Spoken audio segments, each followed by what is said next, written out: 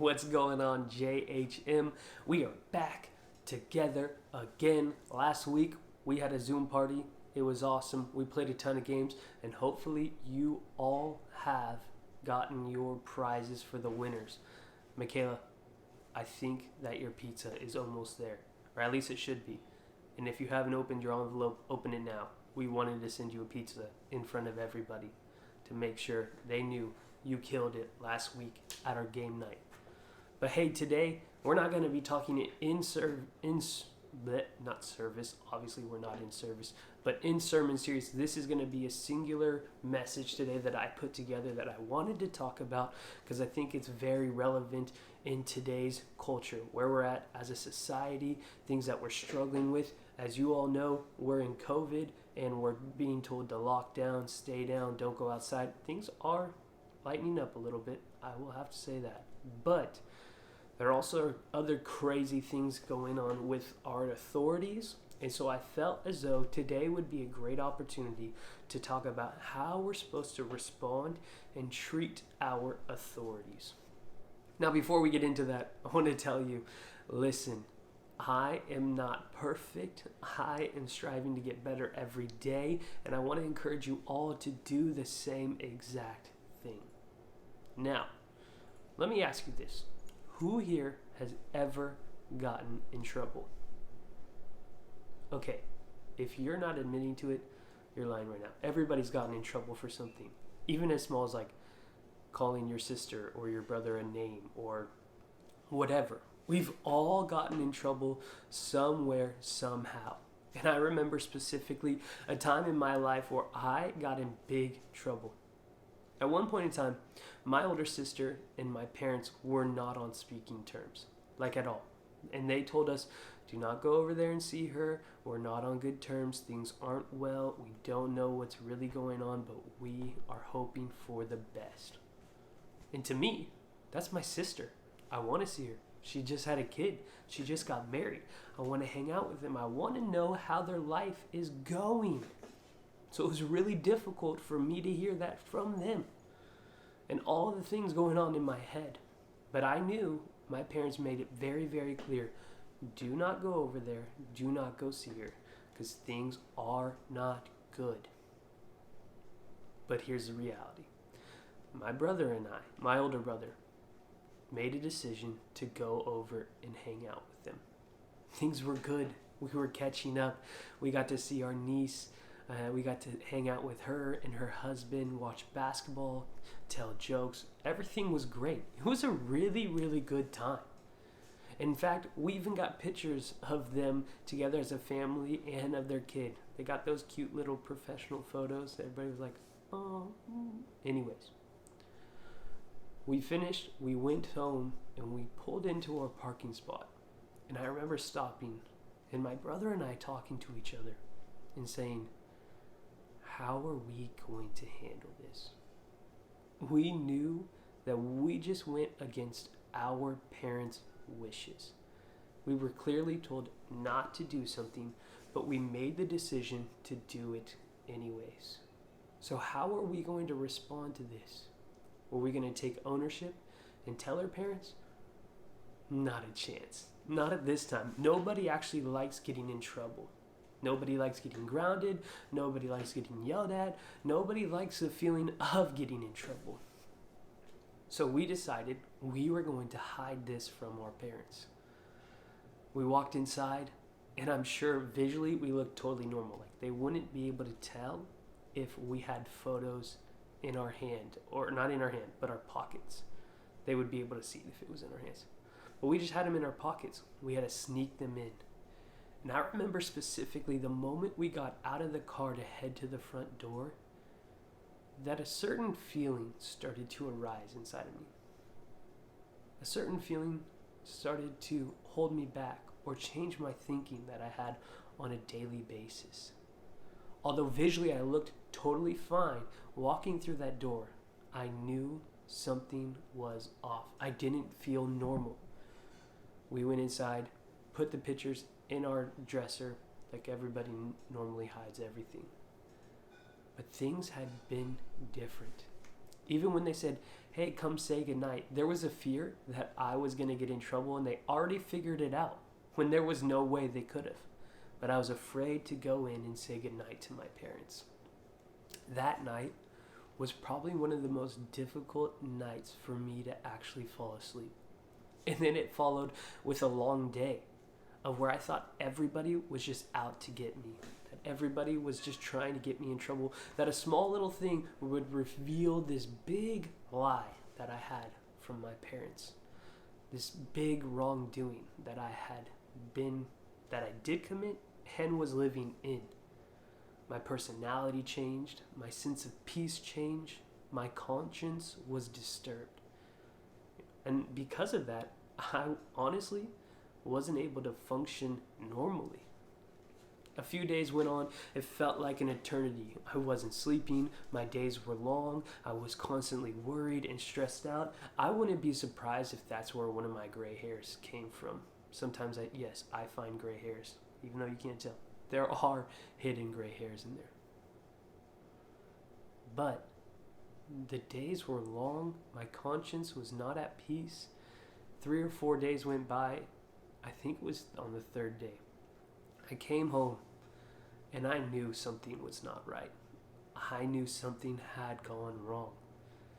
And there my parents were, and they simply asked, Bronson, how did you get these photos? Honestly, at that moment, I broke down.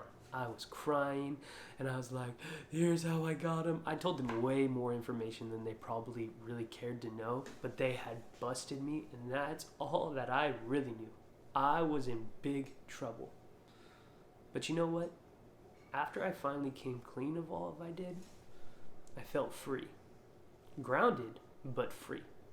My conscience was clear. In fact, I slept really, really well that night. Now, I want to open up to a passage that I found in Romans that I think it's very important for us to all take a look at and all really pray through and all read through it on a daily basis. So if you have your Bibles, open it up to Romans 13. We're going to be going through verses 1 through 5. Again, it's Romans 13. I'm going to give you a second real quick.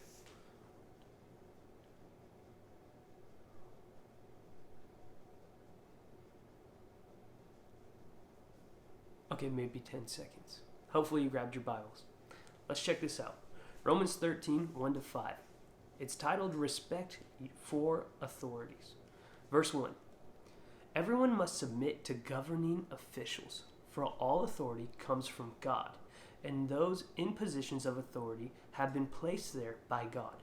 So anyone who rebels against authority is rebelling against what God instituted, and they will be punished. For the authorities do not strike fear in people who are doing right, but those who are doing wrong. Would you like to live without fear of the authorities? Do what is right, and they will honor you. The authorities are God's servants, sent for your good. But if you are doing wrong, of course you should be afraid, for they have the power to punish you. They are God's servants, sent for the very purpose of punishing those who do what is wrong. So you must submit to them, not only to avoid punishment, but also keep a clear conscience. There are 3 things that I think it's important that we take away from this passage, and I'm going to keep it really quick. We're going to be shooting right around the 10-minute mark because it's just a standoff message. It's simple. The first thing I want you guys to take away from is this. We must first take a look at ourselves. I think it's important that before all these other things, that in the times of making decisions that are wrong or doing things that are wrong, we need to recognize that they're wrong. And we can't then try to push our wrongs onto other people. If we're wrong, we need to humble ourselves and say, you know what? I was wrong. Why is that important? Well, it's important because we want to be able to have a free conscience and live a free life.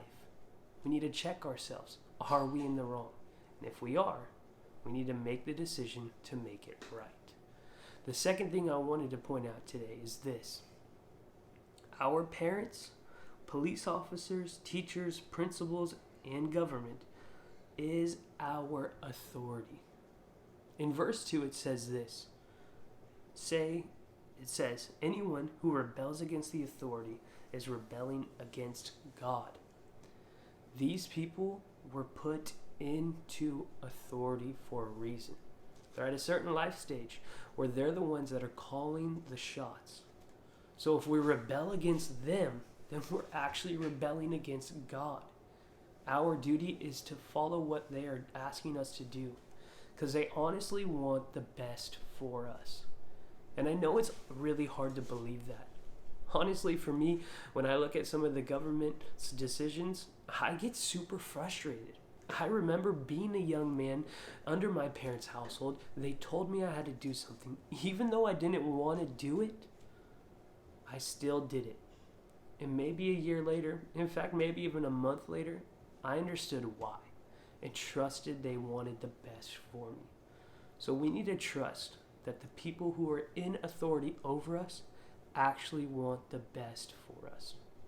Yeah, I went to middle school one time and I said these words, this teacher is out to get me. They just don't want to see me succeed. And I can't lie, there's a very, very rare occasion that is true. But more oftentimes than not, that's just a lie. It just feels like that. So we have to believe that they want the best for us. And here's the last thing I wanted to point out, and this is really, really important and oftentimes really difficult to believe, and it's this. It is not your job to hold the authorities above you accountable. Let me say this one more time. It is not your job to hold the authorities above you accountable. Just like how you have authorities, those people who have authority over you have authorities over them. You can believe that God is also putting people above them to make sure they are staying right. You can believe that God is taking care of them if somebody is doing wrong or punishing them. I don't like the word punish on that. But you can believe that God is placing authorities over them. If it comes to your parents, yes, you guys have parents and most of us have grandparents.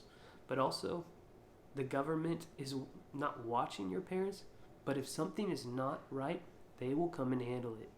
Your teachers, they have vice principals. They have actually, like, the English department has a lead that oversees all of the other English teachers. And then they have a vice principal, and the vice principal has a principal, and the principal has a dean. I don't even know what they're called, but I've met like 2 or 3 of them.